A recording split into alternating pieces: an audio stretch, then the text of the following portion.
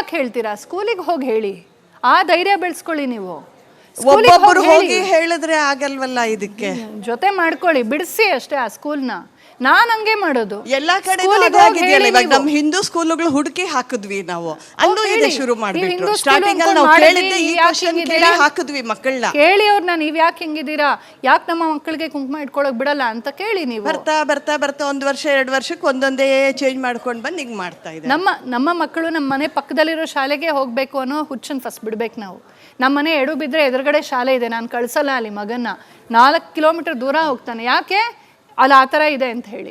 ಈಗ ಚಿಕ್ಕದಾಗಿ ಒಂದು ಪ್ರಶ್ನೆ ಕೇಳ್ತೀನಿ. ಈಕ್ವಾಲಿಟಿ ಅಂತ ಹೆಣ್ಮಕ್ಳು ಹೋರಾಡ್ತಾ ಇದ್ದಾರಲ್ಲ, ಅದಕ್ಕೆ ಜಾಸ್ತಿ ಆಗಿದೆ ಅನಿಸ್ತಾ ಇದೆ ನನ್ನ ಅಭಿಪ್ರಾಯ.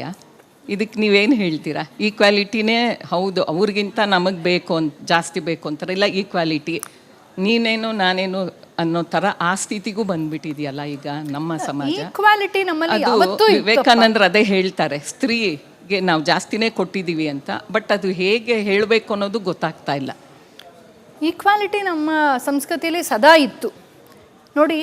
ನೀವು ನಮ್ಮ ಭಾರತದ ಇತಿಹಾಸದಲ್ಲಿ ಅತ್ಯಂತ ಪ್ರಾಚೀನ ರಾಣಿ ಒಬ್ಬಳು. ಯಾವ ರಾಣಿ? ನೈಲ್ ಪಾಲಿಶ್ ರಾಣಿ ಅಲ್ಲ, ಯುದ್ಧ ಮಾಡ್ತಾ ಇದ್ದ ರಾಣಿ, ಪ್ರಜೆಗಳನ್ನು ಆಳ್ತಾ ಇದ್ದ ರಾಣಿ, ಬುದ್ಧಿವಂತೆ ಆದ, ಜ್ಞಾನಿನೇ ಆದ, ತ್ಯಾಗ ಮೂರ್ತಿಯಾದ ರಾಣಿಯನ್ನು ಹುಡ್ಕೊಂಡು ಹೋಗಿ ಇಡೀ ಜಗತ್ತಿನ ಇತಿಹಾಸದಲ್ಲಿ ಓಲ್ಡೆಸ್ಟ್ ಕ್ವೀನ್ ನಿಮ್ಗೆ ಸಿಕ್ಕೋದು ನಮ್ಮ ಭಾರತೀಯ ಸಂಸ್ಕೃತಿಯಲ್ಲೇ. ಕುದುರೆ ಓಡಿಸ್ತಾ ಇದ್ದಂಥ ಯೋಧೆ ಬೇಕಾ? ವಿಶ್ಫಲ ಸಿಗ್ತಾಳೆ ವೇದದಲ್ಲಿ ನಮಗೆ. ಇದು ಡಾನ್ಸರ್ಸ್ ಬೇಕಾ? ಸಂಗೀತ ಹಾಡೋರು ಬೇಕಾ? ಕಲಾವತಿಯರು ಬೇಕಾ? ಬಿಸ್ನೆಸ್ ವುಮೆನ್ ಬೇಕಾ? ರಾಣಿಯರು ಬೇಕಾ? ಯೋಧೆಯರು ಬೇಕಾ? ಗೂಢಚಾರಿಣಿಯರು ಬೇಕಾ? ಯಾವುದೇ ಕುಲ ಕಸಬು ತೆಗೆದುಕೊಳ್ಳಿ, ಗಾಣಿಗರಲ್ಲಿ, ಕೃಷಿಕರಲ್ಲಿ, ಕಲಾವಿದರಲ್ಲಿ, ಗೋಪಾಲಕರಲ್ಲಿ, ಎಲ್ಲ ವಂಶಗಳಲ್ಲೂ ಸ್ತ್ರೀಯರು ಪುರುಷರು ಎಲ್ಲರೂ ಒಟ್ಟೊಟ್ಟಿಗೆ ಕೆಲಸ ಮಾಡ್ತಾಯಿದ್ರು. ಎಲ್ಲ ಒಟ್ಟಿಗೆ ಮೊನ್ನೆ ಇವತ್ತಿಗೂ ಕೂಡ ಹಳ್ಳಿ ಕಡೆ ಹೋಗಿ ಗಾಣದ ಕೆಲಸ ಇಬ್ಬರು ಮಾಡ್ತಿರ್ತಾರೆ, ಕೃಷಿ ಕೆಲಸ ಇಬ್ಬರು ಮಾಡ್ತಿರ್ತಾರೆ, ಶೆಟ್ಟಿ ಅಂಗಡಿಗೆ ಹೋಗಿ ಶೆಟ್ರಮ್ಮ ಇಬ್ಬರು ಕೂತ್ಕೊಂಡು ಕೆಲಸ ಮಾಡ್ತಿರ್ತಾರೆ. ಎಲ್ಲ ಕಾಲದಲ್ಲೂ ಎಲ್ಲರೂ ಒಟ್ಟೊಟ್ಟಿಗೆ ಕೆಲಸ ಮಾಡಿದ್ದೆ. ಆದರೆ ನ್ಯಾರೇಟಿವ್ ತಂದರು, ನೀನು ಮನೇಲಿ ಕೆಲಸ ಮಾಡೋದೆಲ್ಲ ನಿಕೃಷ್ಟ, ನೀನು ಆ ಇಂಗ್ಲೀಷ್ ಕಲ್ತ್ಬಿಟ್ಟು ಹೋಗಿ ಡಿಗ್ರಿ ಸರ್ಟಿಫಿಕೇಟ್ ತೋರಿಸಿ ಈ ಬ್ರಿಟಿಷರ್ಸ್ ಒಂದು ಜಾಬ್ ಕೊಡ್ತಾರಲ್ಲ ಅದು ಮಾತ್ರ ಎಂಪ್ಲಾಯ್ಮೆಂಟು. ಅದಕ್ಕೆ ಇವತ್ತು ಮನೆ ಕೆಲಸ ಇದೆ, ಹೊಲ ಇದೆ, ಮನೆ ಇದೆ, ಆದರೆ ಮಾಡಲ್ಲ, ಮಕ್ಕಳು ಮಾಡಲ್ಲ. ಅಪ್ಪಂದು ಸ್ಟೀಲ್ ಫ್ಯಾಕ್ಟ್ರಿ ಇರುತ್ತೆ, ನೋಡ್ಕೊಳ್ಳೋಕೆ ಇಷ್ಟ ಇರಲ್ಲ. ಅಲ್ಲೆಲ್ಲೋ ಹೋಗ್ಬಿಟ್ಟು 1 ಲಕ್ಷ ಸಂಬಳಕ್ಕೆ ಸಾಫ್ಟ್ವೇರ್ ಕಂಪನಿಲಿ ಹೋಗಿ ಸೇರ್ಕೊಂಡಿರ್ತಾರೆ ಬೇರೆ ದೇಶದಲ್ಲಿ. ಇಲ್ಲಿ ಇವ್ರ ಅಪ್ಪ ತಿಂಗಳಿಗೆ 30 ಲಕ್ಷ ಸಂಬಳ ಕೊಡ್ತಾ ಇರ್ತಾರೆ. ಇದಕ್ಕೇನು ಹೇಳ್ತೀರಾ ನೀವು, ಅಲ್ವಾ? ಸೊ ಈಕ್ವಾಲಿಟಿ ಎಲ್ಲ ಕಾಲದಲ್ಲೂ ನಮ್ಮ ಸ್ತ್ರೀಯರಿಗೆ ಪುರುಷರಿಗೆ ಸಮಾನವಾಗಿತ್ತು. ಆದರೆ ಒಂದು ಹೇಳ್ತೀನಿ, ಪ್ರಕೃತಿ ನಮ್ಮನ್ನು ವಿಭಿನ್ನವಾಗಿ ಮಾಡಿದೆ. ಈಕ್ವಾನಮಿಟಿ ಅಂತ ಅದಕ್ಕೆ ಹೇಳ್ತಾರೆ. ಈಗ ಈಕ್ವಾಲಿಟಿ ಅಂದರೆ ನಾನು ಗಂಡಸ ಥರ ಇರ್ತೀನಿ, ಗಂಡಸ ವೇಷ ಹಾಕ್ಕೊಳ್ತೀನಿ, ಹಂಗಾರೆ ಕೀಳರಿಮೆ ಇದೆ ಅಂತ ಅರ್ಥ ನನಗೆ. ಈ ಗಂಡಸ್ರು ಹಂಗೆ ಅಂದ್ಕೊಳ್ತಾರಾ ನಾನು ಹೆಂಗಸ ಥರ ಮಾಡ್ತೀನಿ ಅಂತ? ಒಬ್ಬರು ಇನ್ನೊಬ್ರ ಥರ ಆಗಬೇಕಾಗಿಲ್ಲ. ನಾನು ಹೇಳ್ತಾ ಇರ್ತೀನಿ, ಕಮಲದ ಹೂವು ಮಲ್ಲಿಗೆ ಆಗಬೇಕಾಗಿಲ್ಲ, ಮಲ್ಲಿಗೆ ಕಮಲ ಆಗಬೇಕಾಗಿಲ್ಲ ಅಂತ. ಸೊ ಸ್ತ್ರೀಯಲ್ಲಿ ಪ್ರಕೃತಿ ಕೊಟ್ಟಿರುವಂಥ ಸಹಜವಾದ ಸ್ತ್ರೈಣ್ಯ ಅಂತ, ಫೆಮಿನಿಟಿ ಅಂತ ಹೇಳ್ತೀವಿ. ನಮಗೆ ಸಹಜವಾದ ಒಂದು ಮಾತೃತ್ವ, ಒಂದು ಶಕ್ತಿ, ಒಂದು ಸ್ಥೈರ್ಯ, ಶಾಂತಿ, ಪ್ರೀತಿ, ಸಹನೆ ಕೆಲವೆಲ್ಲ ಭಗವಂತ ಕೊಟ್ಟಿರ್ತಾನೆ. ಶ್ರೀ ಕೃಷ್ಣ ಹೇಳ್ತಾನೆ, ಕೀರ್ತಿ ಶ್ರೀವಾಕ್ಚ ನಾರೀಣಾಂ ಸ್ಮೃತಿ ಮೇಧ ಧೃತಿ ಕ್ಷಮ ಅಂತ. ಈ ಗುಣಗಳು ನಮ್ಮಲ್ಲಿ ಇರುತ್ತೆ. ಅದನ್ನು ನಾವು ಅರಳಿಸ್ಕೊಳ್ತಾ ಸ್ತ್ರೀಯರಾಗಿ ಬೆಳಿಬೇಕು. ನಾವು ಪುರುಷರ ಥರ ಆಗೋಕ್ಕೆ ಹೋಗಬಾರ್ದು. ಹಾಗೆ ಪುರುಷರು ಅವ್ರ ಥರ ಬೆಳಿಬೇಕು. ಯಾವಾಗ ಪ್ರಾಬ್ಲಮ್ ಆಗುತ್ತೆ ಅಂದರೆ, ನೀವು ಹೆಂಗಸ್ರಿಗೆ ಏನು ಬರುತ್ತೆ, ಬಿತ್ಕೊಂಡಿರಿ ನೀವಾಯಿತು, ಅಡುಗೆ ಮನೆ ಆಯಿತು ಅಂತ ಗಂಡಸ್ರು ಹೇಳಿದಾಗ ಪ್ರಾಬ್ಲಮ್ ಆಗುತ್ತೆ. ಹೆಂಗಸರು ಅವ್ರದ್ದು ಇತ್ಕೊಳ್ಳೋಕೆ ಹೋದಾಗ ಪ್ರಾಬ್ಲಮ್ ಆಗುತ್ತೆ. ನಾವು ನಮ್ಮ ಥರ ಅರಳಬೇಕು, ಅವ್ರ ಥರ ಅರಳಬೇಕು. ಸೊ ಇದೆಲ್ಲ ಏನಾಗೋಗಿದೆ, ನಮ್ಮಲ್ಲಿ ತುಂಬ ಆಕ್ರಮಣಗಳಾದಾಗ ಹೆಣ್ಣು ಮಕ್ಕಳಿಗೆ ಸೆಕ್ಯೂರಿಟಿ ಇರಲಿಲ್ಲ.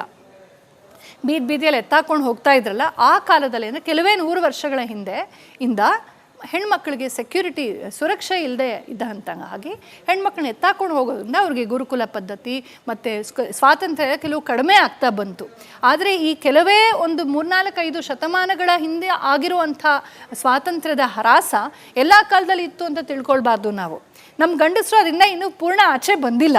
ಅರ್ಥ ಆಯ್ತಾ? ಅವ್ರ ಅಜ್ಜಿ ನೋಡಿದ್ದಾರೆ, ಮುತ್ತಜ್ಜಿ ನೋಡಿದ್ದಾರೆ. ನಮ್ಮ ಅಜ್ಜಿ ನೋಡು ಯಾವಾಗಲೂ ಮಕ್ಕಳು ನೋಡ್ಕೊಂಡು ಮನೇಲಿ ಇರ್ತಾಯಿದ್ರು, ನಮ್ಮ ಮುತ್ತಜ್ಜಿ ನೋಡು ಯಾವಾಗಲೂ ಮನೇಲೇ ಇರ್ತಿದ್ರು ಅಂತ ಹೇಳ್ತಾರೆ ಗಂಡಸರು. ಇವ್ರ ಮುತ್ತಜ್ಜಿ ನೋಡಿಲ್ಲ. ಅವರು ಕುದುರೆ ಮೇಲೆ ಕತ್ತಿ ಹಿಡ್ಕೊಂಡು ಯುದ್ಧಕ್ಕೆ ಹೋಗ್ತಾ ಇದ್ರು. ಗೊತ್ತಾಯ್ತಾ?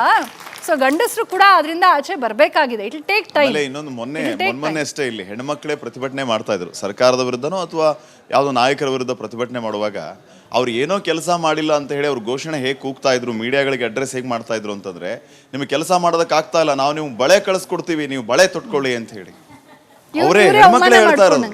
ಇವ್ರಿಗೆ ಇವರೇ ಅವಮಾನ ಮಾಡ್ಕೊಂಡಂಗೆ. ಬಳೆ ತೊಡ್ಸಿನಿ ಅಂದ್ರೆ ಆನರ್ ಅಂತ ಅನ್ಕೋಬೇಕು, ಅದೇನು ಕಡಿಮೆ ಅಲ್ಲ.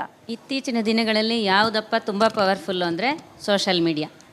ಸೋಷಲ್ ಮೀಡಿಯಾದಲ್ಲಿ ಈ ಮಹಾಭಾರತ ಎನ್ನುವ ಈ ಕನ್ನಡ ಚಾನಲ್ನಲ್ಲಿ ಬರ್ತಾ ಇರುವಂಥ ಕಾರ್ಯಕ್ರಮ, ಪಾಟೀಲ್ನವ್ರ ಪ್ರಶ್ನೆಗಳು ಮತ್ತು ಗೆಸ್ಟ್ ಕರೆಸ್ತಾ ಇರುವಂಥ ಚಿಂತಕರನ್ನ ತುಂಬ ಚೆನ್ನಾಗಿ ಕರೆಸ್ತಾ ಇದ್ದೀರಾ. ಇದರಿಂದ ಒಳ್ಳೆ ಉತ್ತಮವಾದ ಸಂದೇಶ ಸಮಾಜಕ್ಕೆ ಕೊಡ್ತಾ ಇದ್ದೀರಾ. ಈ ನಿಟ್ಟಿನಲ್ಲಿ ಈ ಸೋಷಲ್ ಮೀಡಿಯಾದಲ್ಲೇ ನಾನು ಏನು ಹೇಳೋಕ್ಕೆ ಇಷ್ಟಪಡ್ತೀನಿ ಅಂದರೆ, ಇವತ್ತು ನ್ಯೂ ಇಯರ್ ಅಂದ್ಬಿಟ್ಟು ಆಚರಣೆ ಬೇಡ ಅಂತ ಹೇಳ್ತಾ ಇದ್ವಿ. ಈ ನ್ಯೂ ಇಯರನ್ನು ರಾಮಕೃಷ್ಣ ಪರಂಪರೆಯಲ್ಲಿ ಕಲ್ಪತರು ಡೇ ಅಂತ ಆಚರಣೆ ಮಾಡ್ತಾರೆ. ಈ ಜಪ ಧ್ಯಾನ ಮಠಕ್ಕೆ ಹೋಗೋದು ಬರೋದು ಕಲ್ಪತರು ದಿವಸ. ಇದನ್ನು ಹೆಚ್ಚು ಈ ಥರ ಮಠ ಮಾನ್ಯಗಳಿಗೆ ಹೋಗ್ಬಿಟ್ಟು ಅಳವಡಿಸ್ಕೋಬೇಕು ಅಂತ ಈ ಸೋಷಲ್ ಮೀಡಿಯಾ ಮುಖಾಂತರ ಹೇಳ್ಕೊಳ್ತಾ ಇದ್ದೀನಿ. ಕನ್ನಡ ವಾಹಿನಿಗೆ ಚಿರಋಣಿಗಳಾಗಿ ನಾವು ಇದ್ದೀವಿ. ಜೈ ರಾಮಕೃಷ್ಣ.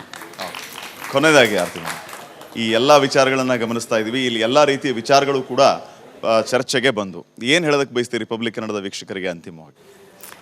ನೋಡಿ, ನಾವು ವೈಶ್ವಿಕವಾಗಿ ಬೆಳೆಯೋಣ, ಬೇಡ ಅಂತಲ್ಲ, ಆದರೆ ವಿಶ್ವಾದ್ಯಂತದಿಂದ ಏನೇನು ಒಳ್ಳೇದು ಬರುತ್ತಾ ಎಲ್ಲ ತೆಗೆದುಕೊಳ್ಳೋಣ, ಆದರೆ ನಮ್ಮತನವನ್ನು ಮರೀದೇ ಇರೋಣ. ನಮ್ಮ ಸಂಸ್ಕೃತಿ, ನಮ್ಮ ಕನ್ನಡ, ನಮ್ಮ ವೇಷ, ನಮ್ಮ ಭೂಷ, ನಮ್ಮ ಭಾಷೆ, ನಮ್ಮ ಭಾವನೆ, ನಮ್ಮ ಇತಿಹಾಸ, ನಮ್ಮ ಅಸ್ಮಿತೆಯನ್ನು ಮರೆಯದೇ ನಾವು ಜಗತ್ತಿನಾದ್ಯಂತ ಬೆಳೀತಾ ಹೋಗಬೇಕು. ನಮ್ಮದನ್ನು ಕಳೆದುಕೊಳ್ಳೋದೇ ನಾವು ವೈಶ್ವಿಕವಾಗಿ ಬೆಳಿಬೇಕು. Be rooted in culture and become global. So global doesn't mean western. Why western always? ಅವರೇ ಹೇಳ್ಕೊಡ್ಬೇಕಾ ಪ್ಯಾಂಟ್ ಹರ್ಕೊಳ್ಳೋದು ನಮಗೆ ಫ್ಯಾಷನ್ ಆಗಿ? ನಾವು ಕಿವಿ ಹಿಂಡ್ಬಿಟ್ಟು ಸೀರೆ ಉಟ್ಕೊಳ್ಳೋದು ಹೇಳ್ಕೊಳ್ಳೋಣ ಅವ್ರಿಗೆ? ನಾವು ಯೋಗ ಹೇಳ್ಕೊಟ್ಟಿಲ್ವಾ ಅವ್ರಿಗೆ? ಆಯುರ್ವೇದ ಹೇಳ್ಕೊಟ್ಟಿಲ್ವಾ?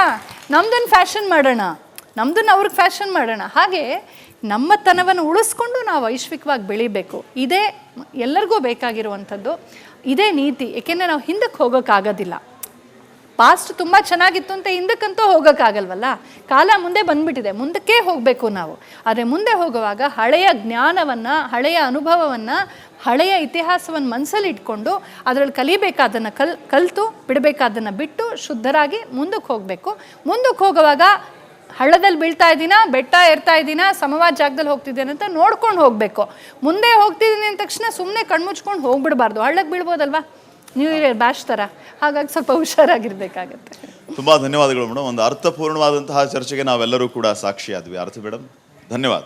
ಧನ್ಯವಾದ. ವೀಕ್ಷಕರೇ, ಗಮನಿಸ್ತಾ ಇದ್ರಿ ಮಹಾಭಾರತ ವಿಶೇಷ ಚರ್ಚಾ ಕಾರ್ಯಕ್ರಮದಲ್ಲಿ ಈ ಹೊಸ ವರ್ಷ ಆಚರಣೆ ಅಥವಾ ಯುಗಾದಿ ಆಚರಣೆ, ನಮ್ಮ ಸಂಸ್ಕಾರ ಸಂಸ್ಕೃತಿ ಯಾವ ಬೇರೆ ರೀತಿಯ ಸಂಸ್ಕಾರಗಳಿಂದ ನಾವು ಮಾರು ಹೋದ್ವಿ, ಮತ್ತೆ ಆ ಒಂದು ವೈಭವಕ್ಕೆ ನಾವು ಹೇಗೆ ವಾಪಸ್ ಬರಬೇಕು ಅನ್ನೋದ್ರ ಬಗ್ಗೆ ಇಲ್ಲಿ ಅರ್ಥಪೂರ್ಣವಾದಂತಹ ಚರ್ಚೆ ಆಗಿತ್ತು. ಇದಾಗಿತ್ತು ಈ ಹೊತ್ತಿನ ವಿಶೇಷ. ನೋಡ್ತಾ ಇರಿ ರಿಪಬ್ಲಿಕ್ ಕನ್ನಡ, ಇದು ನಿಮ್ಮ ಧ್ವನಿ.